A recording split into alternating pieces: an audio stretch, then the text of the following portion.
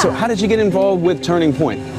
Yeah, so I actually went to, my mom is part of an organization called Moms for Liberty. I don't know if you've heard of them. There are a bunch of moms that started actually in Florida and started a whole national movement about going to school board meetings and speaking up against masking children, books in school that like have really gross imaging, just not good. And so I met Turning Point, or a Turning Point representative at a summit that they had in Philadelphia. Okay. That's actually where I got to meet Donald Trump, a lot of Republican nominees. It was amazing experience. But I met somebody from there, and then when I came to college, I saw them promoting Turning Point, and I decided I wanted to join because it's something, I love Charlie Kirk, just something that really stood out to me and something I'm really passionate about. So I have enjoyed so much of what he does and so much of what he says and the way that he says it as a believer. It's the political, very, very important to talk about. That is a part of my faith, but it's under that. It's the wanting to talk about Jesus, talk about the gospel. Now, your first name again was, I didn't want to get it wrong. Sorry, I know I said it like twice, but I met all of you over there at the booth. Riley. My name's Joseph again.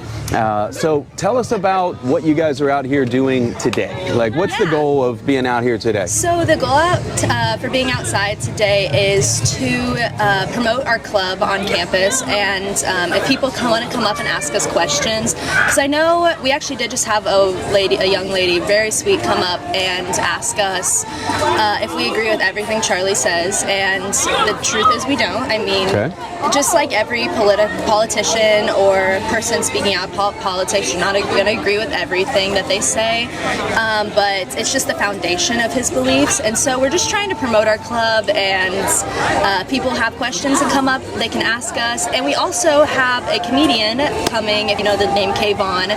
He'll be here April 21st. Okay. Yeah, that Monday. So we're also trying to promote him while also promoting, we have YWLS and SAS. It's our summits that we have. One of them, YWLS Young Women's Leadership Summit, is going to be in Dallas this year, and then SAS is going to be in Tampa. Okay. Yeah. So you got stuff going on in different states. We have everything. You got somebody. What is Mr. Vaughn going to do here? Is he coming out to the market area? Is he going to be at the Oval Theater? He's going to be at the Oval Theater on April 21st. He has his own comedy set, and we're all really excited because it's something new. We never have had a comedian on campus. Yeah. The first big guest we got to host was Charlie Kirk. So we started from the top. He was here like a month ago. Yeah, he was something like that. Yeah, February 2nd, I think. One of those. So yeah, a little over a month, 2 months now-ish. I did hear about that. I didn't know it was happening beforehand. I just wasn't paying attention. But again, I am very much. Can you share some of your opinion? And I assume you have a Christian background yourself. Yes, you absolutely. are a Christian. So Riley, your opinion on like where do you want to start? So could we look at Constitution? Could you look at abortion? Like, I would start with abortion. That's probably where my share with us your passion, your heart, your opinion. Yeah. What do you? Let me start with this.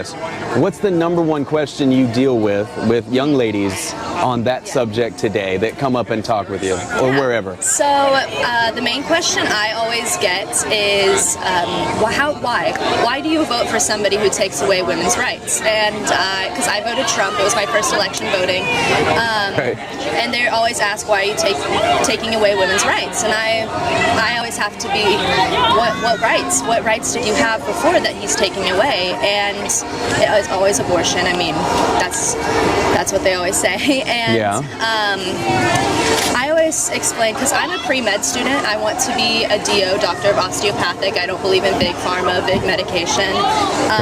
I want to be an OBGYN too, so I'm very passionate about this subject. My goal in life is to actually start my own nonprofit organization to help young women, or just women in general, who think that that's their only way out.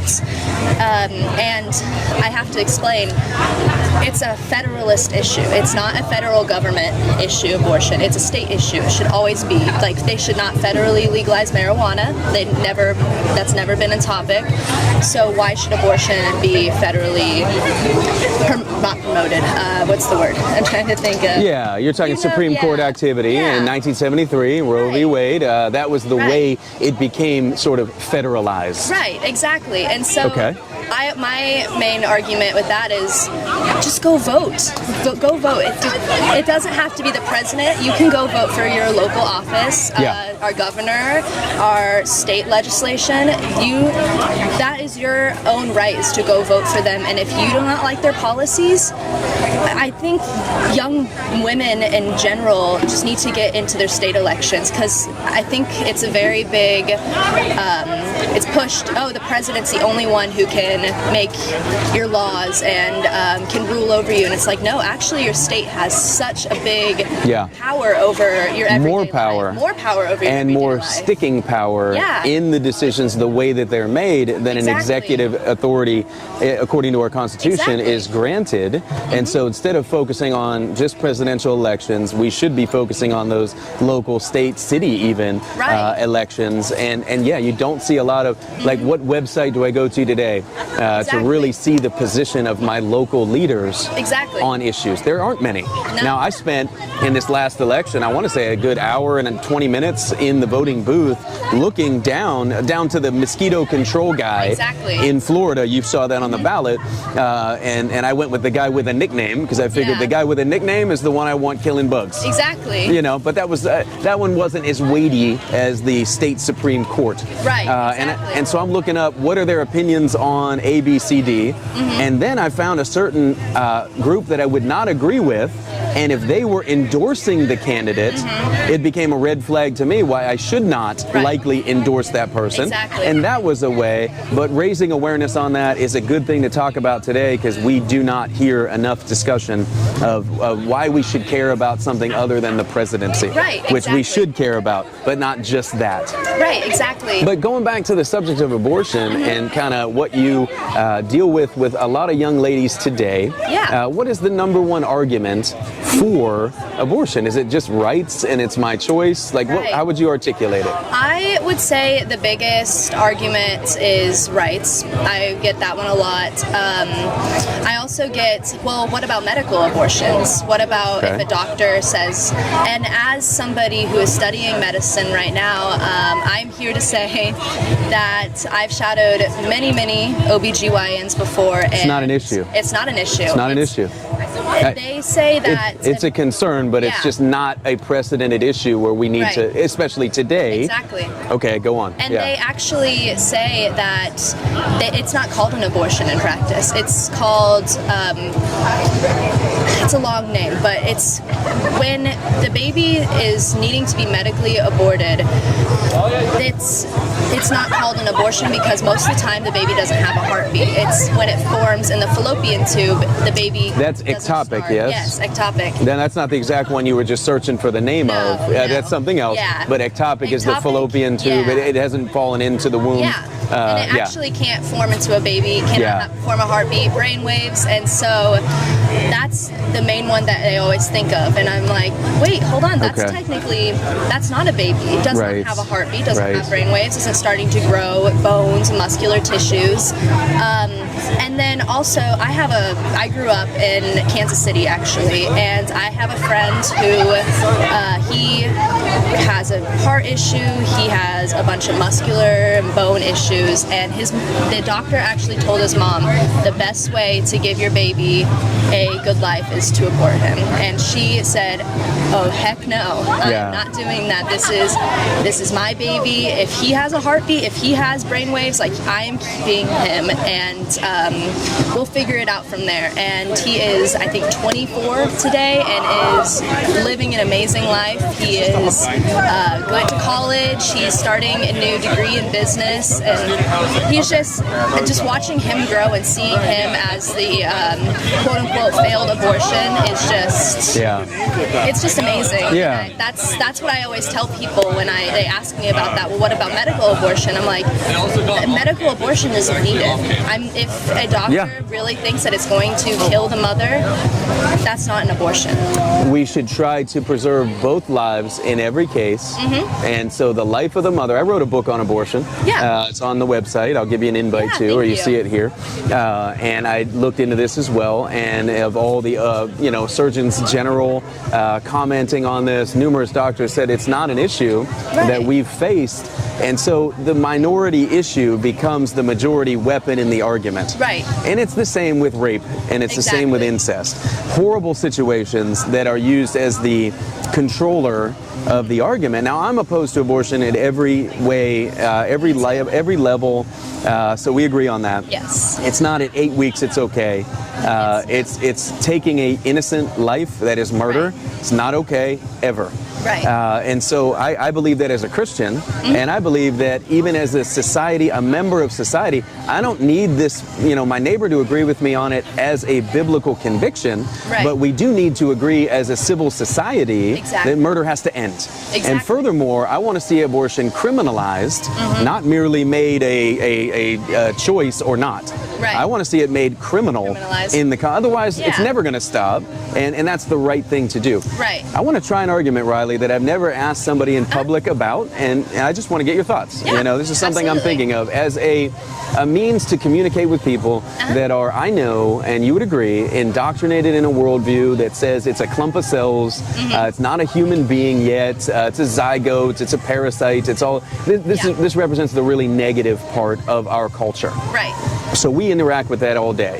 And what we want to do is get them to understand, as a Christian, I want them to understand salvation and life and love, and I can't, argue that in, but I want to give them points to think about, to really consider their position, right? Here's the argument I've never yet asked, but I've been praying about and thinking about. If I can articulate it decently, I want to get your thoughts on, and what you think maybe that young lady might respond with, who is pro-abortion, okay? Maybe a little devil's advocate there. If I were to say, instead of just putting babies to death, I want to see legislation in place. Now follow me for a moment. This is kind of hard to articulate. No, you're totally fine. Instead of just putting them to death, what I want to do is have state-sponsored dollars to extract the fetus from the woman of the pregnant woman, put it in an artificial womb, and run medical experiments on it. So we don't waste the cells. I want to treat cancers. I want to treat AIDS. I want to test shampoos on these little babies. Do you think most ladies would be like, okay, I'm with that? Or do you think they'd be like, that's wrong? You can't do that. What do you, first question as a response, what do you think most people that are pro-abortion would say to that ridiculously evil thing I'm proposing? I honestly, if I'm thinking in the mind of somebody who's pro-choice, all for it. You think they would be? Well, I feel like 100%. Because I'd want to appeal to the moral where they'd be like, no, I'm not okay with that. You think they would be? I think it's. I think some would, but I think some would. I think most of the radical left would agree with that. Unfortunately. Okay. It just drive them in further. I know. I think it's evil. I think it is disgusting. I personally, when I found out that they were AI, they were trying to make AI wombs to artificially make children, I thought that was, it sent shivers down my spine just how disgusting that was. And I think unfortunately they would agree with it. I obviously am like, that is disgusting, horrible, but I think they would agree with it. I think some would. The argument you go out on a limb with a little bit, and you really expose, I think, the level of depravity on someone's opinion.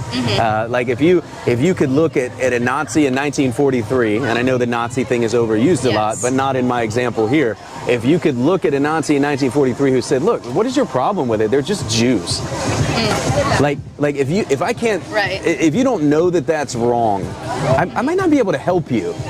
And so I'm using that argument to say, if you don't realize how wrong that is, like if there's no moral, no, we can't do that to kids, then I probably can't help you. Like you're so far gone that it just needs to be exposed that you are part of the problem, that this is an evil thing. And so you go out on a limb with that for sure, because I'm not for it, but just I think some women would look at that and go, why would I be objecting to running medical experiments on that little child outside the womb? Why would I oppose that but not oppose just wholesale slaughter? Exactly. That would be the goal of trying to do it. And unfortunately, being somebody who is in the pre-med science world, I feel like the reason a lot of women would be for that is, yay, science. Like, we are, in the past, especially during COVID, I mean, with the vaccine and everything, it's just everybody's been pro-science. So I feel like if you slap a label on it and it's like, oh, it's for science, we're learning how this vaccine affects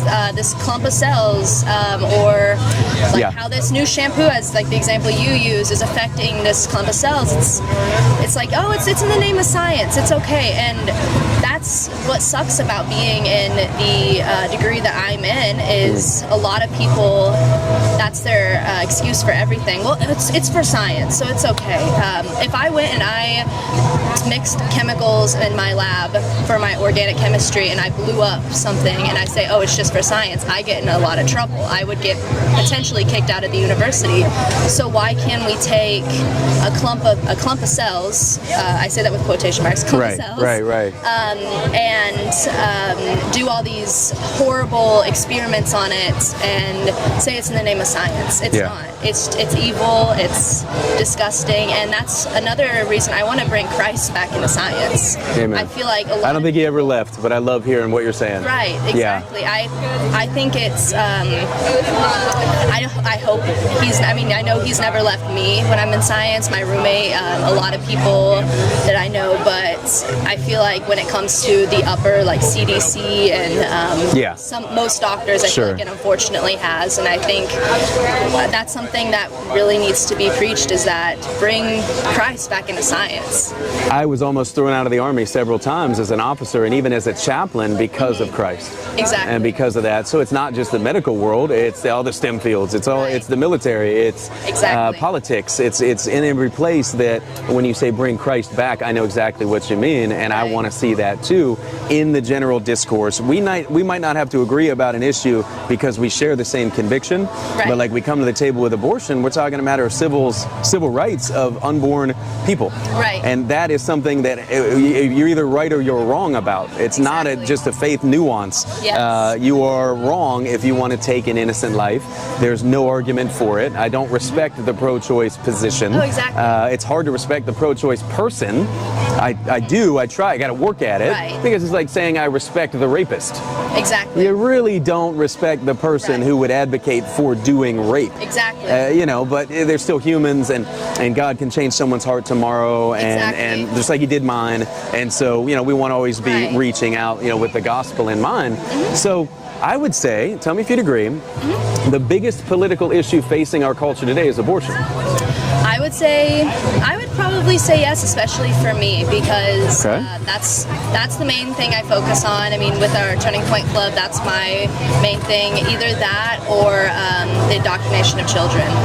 Indoctrination on like sexuality, I imagine is where you're going with that. Yes. I think that's huge. I think that it's absolutely, I would put it below the issue of importance, just because, again, you can pervert a child. Exactly. And maybe they get corrected. They can go on in life. They can overcome that. They can say, hey, and we see examples of that with like Chloe Cole and other people that are detransitioned, if you will. Yes. And they'll never be the same. They've been affected and they're going to carry the scars. But they can go on in life and they can overcome. You can overcome horrible abuse. You can't overcome being murdered. Exactly. And so if you're a baby and you're put out, and the single leading cause of death, Riley, in human history is World War II. The single leading cause of death, and it was, depending who you talk to, the numbers vary, 60 million, give or take, as a direct result or involved or as a result of World War II. Abortion has eclipsed that in the U.S. alone. I was going to say, I think not recently, but a recent study did come out saying that there were more deaths for abortion than World War II. Yeah, even if 60 million is the number, and again, it varies, we're over that on debt. Now, you can't tell me that will not have a negative impact in the intellectual, well, I'll start at the most important, the spiritual, intellectual, political, cultural levels of any society. Because I believe God is judging the culture with insanity. Right. Like He sends it, people that reject Him, and turn, they get insane leaders and insane ideas like transgenderism. insane ideas, right?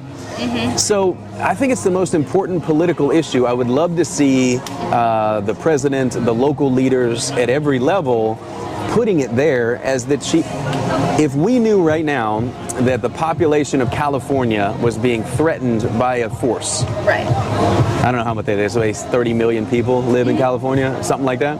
It's a lot. I don't remember the exact number. Right. We would do something. We would say, this has to stop, like today, Right. not tomorrow, This needs. today.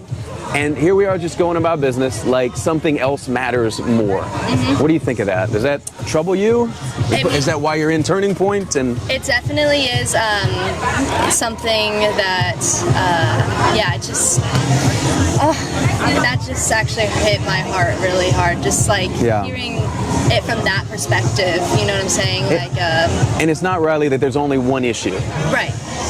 I don't want to be guilty of saying, look, nothing else matters. I just want to say, in priority, I think this would be the most important political issue of our day. You know, to stop the murder of people is huge. But the problem is, like, I was involved in the Army. I fought in counterinsurgency for a long time. So I've deployed 5 times in my career. I've gone to Iraq, Afghanistan, Saudi. For your service. Yeah, thank you. You know, I've been there. It's a different kind of war than what my fathers fought in, like, a Vietnam. Right. Or something, right? The war on babies. The enemy's not the same. Right. You know? It's not. How do you fight that fight? You know, for me, it's the gospel. I want to tell people Christ died for murderers. Died for sinners. Repent, believe the good news. You can be saved, you can be forgiven. Exactly. But as we take that idea into a culture like this or anywhere that it's popular, would you agree with me that the issue really is sex? Abortion is a sex issue. Yes. Can you talk on that for a little bit? Yeah, so I have always been raised in a household that, a very Christian household that wait till marriage. I'm trying to wait, but that's, but I have also been told that if you are responsible enough to be having sex, you're responsible enough to be taking care of the child that comes from that. And that really has stuck with me. That's what I want to tell my children someday. I feel like if you are not responsible enough to be taking care of a child, financially responsible, intellectually responsible, time responsible, then you should not be having sex. And that's what I've always thought of. I actually do have a question for you, though. Okay. Please. What's your opinion on, would you consider birth control methods to be a form of abortion? Like if you did or not abortion, but a form of, against the gospel, pretty much. Like if you did IUD, a pill, a shot. I just wanted to see what you thought about that. All of them have an abortifacient element that prevent conception. I have to draw some line for a married couple than those who are not, but I would not advise them for anybody. Right, exactly. That's so even that responsible virgin couple that loves Jesus, that is going to wait till marriage, they using a contraception prevention, there's an issue there that's not the same as the couple that's not interested in Jesus that will use it as birth control. Right. So I would tell people, stay away from it. Let the Lord be in charge of your babies in your life and enjoy one another, and He'll take care of all of that. Right, perfect. That's how my brain is on that as well. I think it's, as again, somebody who wants to be an OBGYN, I think there are too many 14-year-olds who have already on birth control, and I just not even on a biblical level, yes, but on a health level, that is so unhealthy. I mean, you are already changing your hormones, and at the age of 14, that's insane to me. And that's the reason I asked, was I just wanted to see what your opinion was on that, because I think it's being thrown around too much, and that's the only option is, okay, well, if I don't want to have a baby, I'm just going to go on birth control. I'll just go to my OBGYN and I'll have them put an IUD in me and I won't get pregnant. Yeah. It's like, well, how do you get pregnant anyway? okay, well, I have sex. Have you ever tried maybe finding somebody you love, settling down, getting married, and then having sex, and it's not an issue anymore? Yeah. Well, no, my boyfriend wants to have sex now.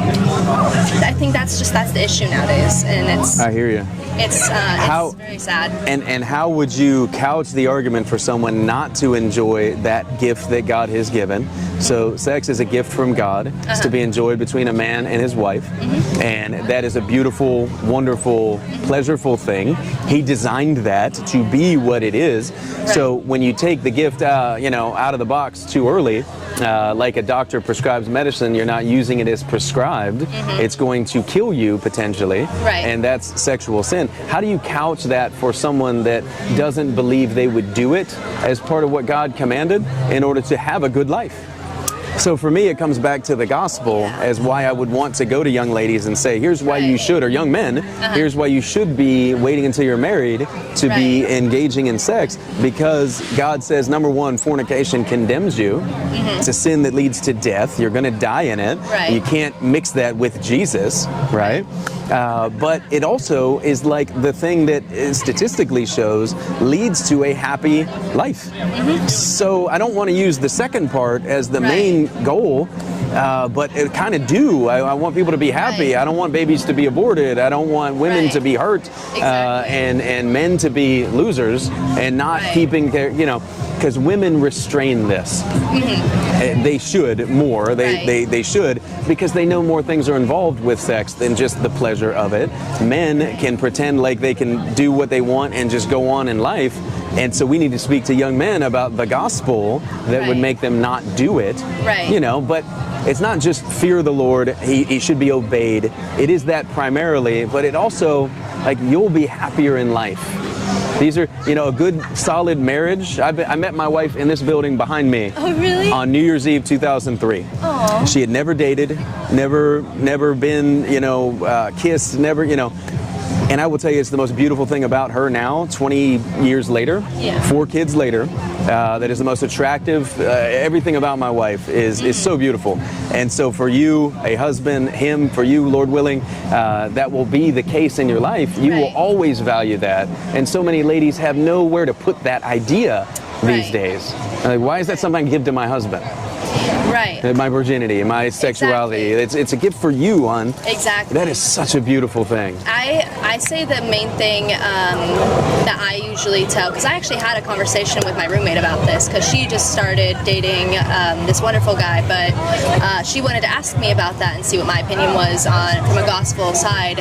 And I told her, just go look on social media, go look on TikTok. And she's like, well, why? And I was like, go look at people's story times with quote-unquote hookup culture. See how this young lady had sex with this man, and then he cheated on her, and just all of something like that. And she's like, okay, I'll do that. She comes back in tears, and she's like, just how can people be this mean? I'm like, because you're not bound together in a marriage through Christ. I'm like, when you have sex with somebody just randomly, you're like, oh, I met them at a bar, let's go back to my place. You don't have that connection. You don't have that you would in a marriage. I mean, I met my boyfriend actually at USF. We're 9 months in, and I'm so happy because we don't have to deal with sex or anything. We get to just get to know each other and hang out, but not have to have that burden of, all right, well, we need to have that physical connection. I mean, that physical connection for us is going on dates, going on walks, talking with each other, going to church. He never really went to church before me, and we talked that through, and we started going to the River Church in Tampa. It's about like 20 minutes from here, but we started doing that, and that's like our physical side of the relationship. And I honestly, from hearing from friends who have not saved themselves for marriage, it almost feels like a burden to them. And that's what I want to tell young women, is having that physical connection, not through sex, but through other things, going on dates, walking, a courtship, I guess is the best way of saying it, is so amazing. It's so, I love it, and I would not ever trade it for anything else. And I think having a relationship through God before marriage is very important. So yeah, I guess that's the best way to put it. Just looking up people's testimonies of having sex before marriage and see what they say from their biblical side is definitely will make you stop and think, is this really a good idea, or should I wait and save myself? What you're saying makes me think about one analogy, and it's a fact that gasoline burns hot, it burns bright, but it doesn't burn long. It will burn out. You throw gas on a fire, it's flash in a pan, it's done. And that's what people experience with sex, and it's compelling, but it is not like the logs on the fire, the big logs that you place that burn long and turn to ash and embers and keep burning. And that's what a good marriage is in our life. It's logs on the fire. Get a couple of kids in there, it's logs on the fire. And so you ask people that are like my age, I'm 47. I see it on your hat, but that's my age. And I got 4 kids. My youngest is 10, and my oldest is about to go off to college in a few months in Virginia at Liberty University. And when I look at the next 20 years, and I think of seeing them grow, and the grandkids and the such like, this is what the scriptures say about what marriage and all of that entails. It is a blessing. Exactly. When you use it as directed, all that we're talking about here, what we give to one another, is a blessing that I want to worship the Lord in and be thankful to the one who gave me this. So it was his idea. Now, I'm about to marry a couple in October, and I think I'll begin their wedding saying the best thing I could say about this union is it wasn't your idea. Exactly. This is God's idea. This is how he made Adam and Eve, and he put them together, and he said, here's what you do, and it works. It always has, and it always will. And so we're talking about all these issues today that are really gospel issues, but they apply in our culture because so few view them as gospel or faith issues.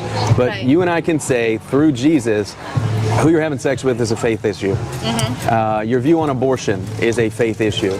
Your view on the local elections and who should be in, it's a faith issue. Exactly. We agree on that. Yes. It is really encouraging to speak with you. I will tell you this, Riley, that when I was first dating my wife, I was at the River Church. Oh, really? I was there. Yeah. And was a member, and at another church out in Odessa of a guy that was heavily involved with the River Church. I'll tell you what I imagine many people have said to you, and you've heard it. How long have you been there at the River? Since the beginning of school, so about 7 months now. Okay, not long. Not long. So even in that short time, I was going to say if you'd been there longer, you probably heard it a little more. But even in that short time, and I know that we're strangers and you take this with a grain of salt, okay? Rodney Howard-Browne is a heretic. He's an absolute loser. Yeah. You probably have heard that from people, and what you've seen is that people in the River Church have said, yeah, of course they're going to say that. They said that about Christians, and they said that about, on the day of Pentecost. Will they not say, these people have had too much wine? You've probably heard that, even in your 7 months there. And I can't pretend I'm not going to ask you to make a decision on this today. But I want you to I'd be remiss in my own heart if I didn't say, anybody, if Rodney was here today, I'd want to go over the gospel with him. I don't think he's a Christian. His theology is so bad on the drunkenness and the Holy Spirit stuff, the Holy Ghost bartender, that I'd say, dude, what Bible are you even reading? We need to talk about that. And the way it translates, Riley, is not that if I were to sit down Rodney Howard-Browne at the table and I were to say, sir, tell me about the doctrine of the Trinity. He'd give me the right answer. He would say that there's one God, Father, Son, and Holy Spirit. I believe Jesus is the Son of God. He would give me a good definition that we'd agree with. He could ask me the same question. I'd give him the definition. He'd say, yep. We could talk about the gospel, We could say Jesus died for sinners, rose again from the dead, believe in him, and you have pardon from all of your sin. He was judged in your place, and you can get his righteousness as like a cloak that covers you from wrath. Yep, agreed. But the way that it translates and the way that it works out is, if I was in that church for the next 3 months, I would learn very little about what the apostles cared to teach me, and I would learn a whole lot about things that don't matter biblically all that much at all. Okay. Now, I just want to leave that with you. That's a challenge to you, I know. Right. And I can't, remove the challenge of this to you, but I will be one voice in your life that I hope you look back like I do now, and say, they were right, man. People told me this dude was not teaching good theology. He was misleading people with a different gospel, a weird message. And I said, I was too young in the Bible, like I didn't know much about the Bible to really understand what they meant, but I heard it so much that I just I'll be one of those witnesses in your life that I hope in years you look back and go, he was absolutely right. Mm-hmm. So you're young in the faith, right? You're young in, well, not in the faith, you were raised in a Christian household. Yeah, I was raised, but younger. I'm 19, so yeah. 19 years old, and when I was 19, if somebody shared this with me, I'd probably be like, dude, what are you talking about? Like, I'll hear you out, and that's all. You're very kind to do so. I just want to be another witness in your life to say there are better churches. Mm-hmm. They're all around here that are teaching good, sound, your boyfriend, the kind of thing I'd love to see you learning and being blessed by. You will not get at the river of Tampa Bay. Mm-hmm. And I'm sad to see the guy's still even in ministry. I left here, 17 years ago, or 19 years ago, and he was there, but we had learned before I even left just why I'm saying these things were wrong, and we could talk on them more. But what's your response to what I'm saying? What do you think? Have you heard this before? I have heard this before, and so my grandmother, I'm from Kansas City, like I said. Yeah, that's right. That's right. I asked her to help. I was like, I need you to help me find a church. I call her Mima. I'm like, Mima, please help me find a church. I'm like, I am stuck because I love my church. I'm not from Tampa area in Florida. I'm actually from Melbourne, Florida. I don't know if you know Melbourne Beach, but I haven't been there, but yeah. Yeah, I love my church there. Coastline Community Church. It's amazing. Pastor Jason is. I love the way what he preaches and how he does it, and I was like, I need to find that here. I need to find that community. And so we went on Facebook groups and we were trying to find, and that was the one that people had said oh yeah, this is amazing. This is where I go. This is what I want to do. And so that was the first one we went to, and I liked it. I thought it was really good put together, but I have heard a lot of that, and honestly, since the election, it has been very political. I don't like bringing politics into the church. I don't think... He tries being very political. Yeah, I don't think tweeting that Biden is something that a pastor should be posting on Twitter. You know what I'm saying? It's just, that was what kind of threw me off. But then I was like, well, I mean, I guess if he's not saying it in church, it's fine, but also, why are you tweeting it? I just thought that was really weird. But I continued going because I don't know any other churches around here. Sure. But if you have any recommendations, I would love to. I would love to. I want to find another place. And we'll talk about where you live and maybe narrow that down a little better. I go to a church out in Lutz that I love. Okay. So it's 25 minutes from here, kind of northwest. Yeah. I don't know if do you live in the Brandon area? I actually live on campus. Oh, you're right here. So it's not too far, but it's also not right next door. But we could talk about what's the Mission Hill is a church I'd love to turn you on to. And it's near the campus. It's not far. We got guys that come out here, and I would love to. We'll chat, and I'll maybe give you a connection to there.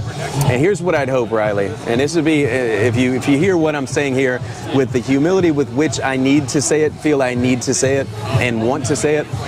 As for me, all that we could talk about today, whether it's the Constitution, as we briefly did before we started the video, or abortion issues, or sexuality, or any of those other great things, for me it's about the Bible, Jesus, the faith, and then everything else. Right, yeah. I hope in 10 years, like, your knowledge of the Bible has grown, your knowledge of Jesus therefore has grown, and you would hear Rodney Howard-Browne preach for 2 minutes and go, that dude doesn't have a clue. Right. That would be my hope, because that's where I'm at. When I hear that man preach, or something like, I'll tell you this, you know Paula White. Yes. Very sad to say, she's our president's faith advisor. I was there the day. Did you know that her ex-husband Randy White is still a pastor, I think, in Tampa, Without Walls Church? I've heard of it, yeah. They were there, and so Rodney and Randy and Paula were involved, friends in ministry. I've met her here at those churches. I was there the day she up and abandoned her husband, and he was in the pulpit, Randy White, saying to the congregation on a Sunday, I think it was, might have been a midweek service. Right. She's gone, y'all. She just left. Pray for me. My heart is broken. Like, I'm sure it was no real surprise to the guy. Right. But she just left and just continued on in ministry. And she's a heretical, when I watch her preach, I go, what are you doing? What are you thinking? So I've recommended to President Trump on X, hey, let me suggest Dr. Albert Mohler as your faith advisor, or somebody that's is actually a Christian. Right. So Paula White and Rodney Howard-Browne kind of came from the same charismatic, extremist, weird group, the prosperity gospel. And so I would say these things, Riley, and I know that it's hard to hear. You're in the church.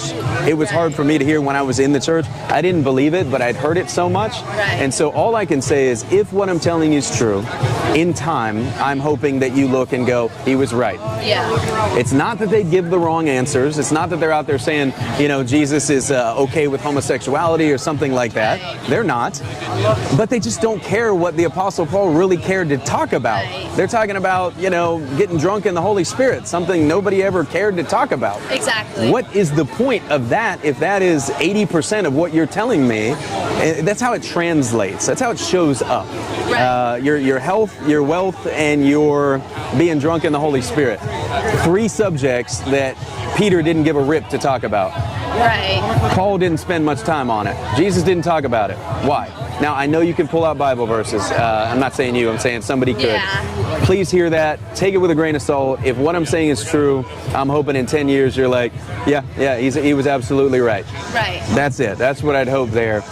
There are a lot of great churches, and I know and can plug you in the area. Again, Idlewild is here on campus. Baptist Collegiate Ministry is right off. They got a building right on Sycamore Avenue, right here next to the Jewish Center, the Catholic, Episcopalian, that whole row of buildings. BCM is there. They do a lot of events there, midweek, stuff like that. They're out here. Probably got a booth over here somewhere today. I'd love to plug you in with those guys. And just, like I said, think about what I'm saying. And we can certainly chop it up further. You can reach out and what he said this, or I've been taught that. What do you think? And if I can earn your trust as a friend, just trying to talk scripture with you, I'd be interested in doing that at any point. So what would you say today, again, and kind of in closing, I've had you on here so long, I don't want to keep you all day from your booth, but I see you guys are over there doing great things. If you could tell anybody watching this today, what should they be doing today with their life? Like, what should they be thinking about today? What would you encourage them to consider today? Just, you could say, I'm sure, a dozen things. What would be one of them? One of them, can I give 2? You can give 3, you can give 4, yeah, whatever you want. So, number 1, obviously, wake up, Jesus, go to sleep, Jesus, eat, everything, Jesus above everything else. But also one thing that I always tell people is just, if you see something and you are questioning it or you're curious about it, look it up.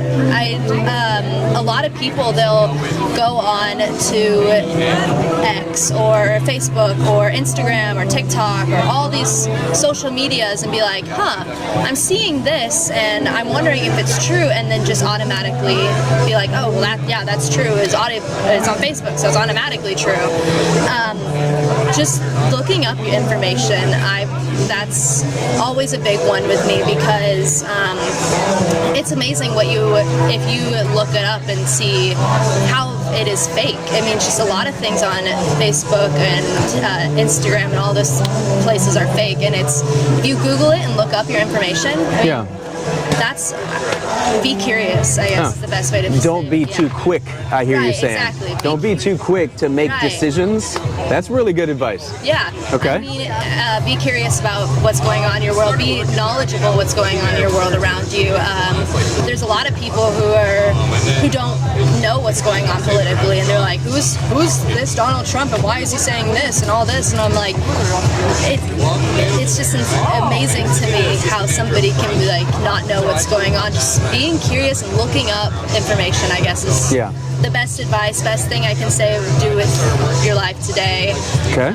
And another thing, join Turning Point USA.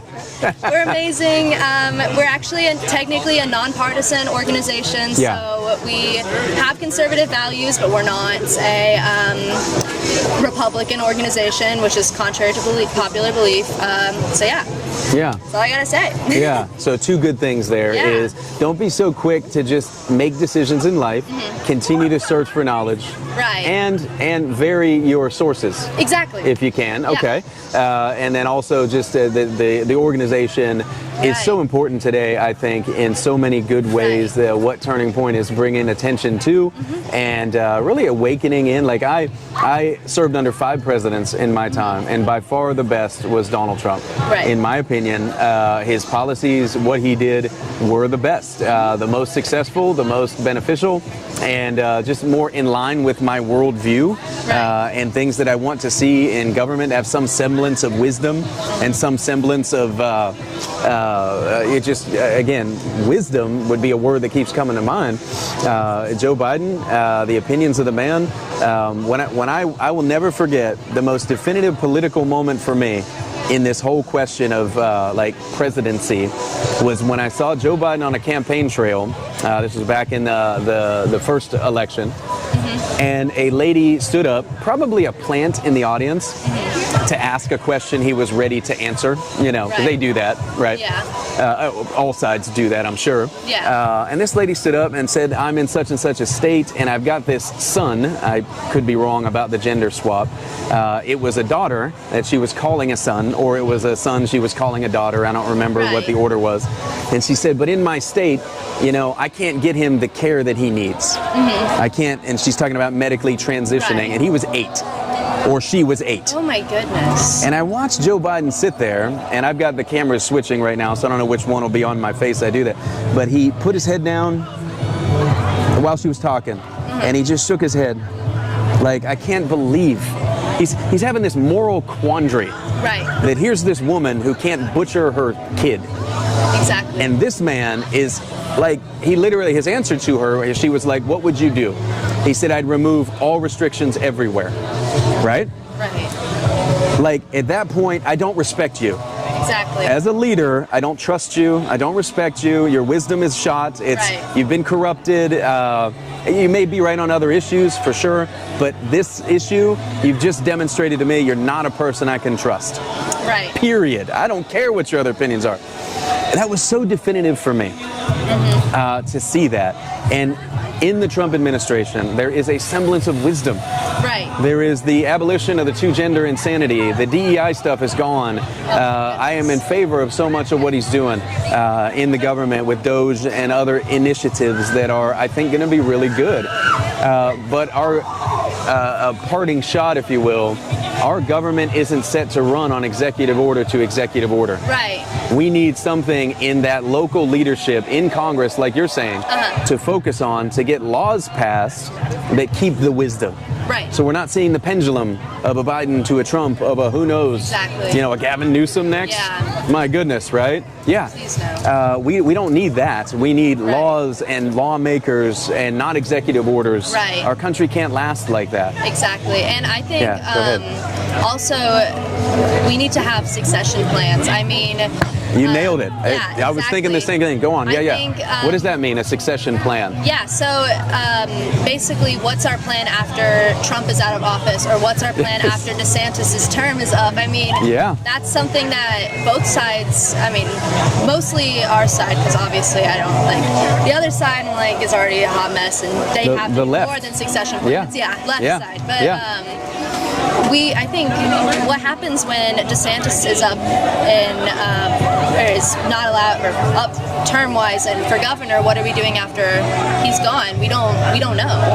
I mean, maybe there's some speculations. Oh, maybe I forget his name, but maybe he'll be next. And we need like a definitive plan, because what's going to happen when the left does get themselves together and they like sneak in like they did with Biden? I mean, we need to have that plan.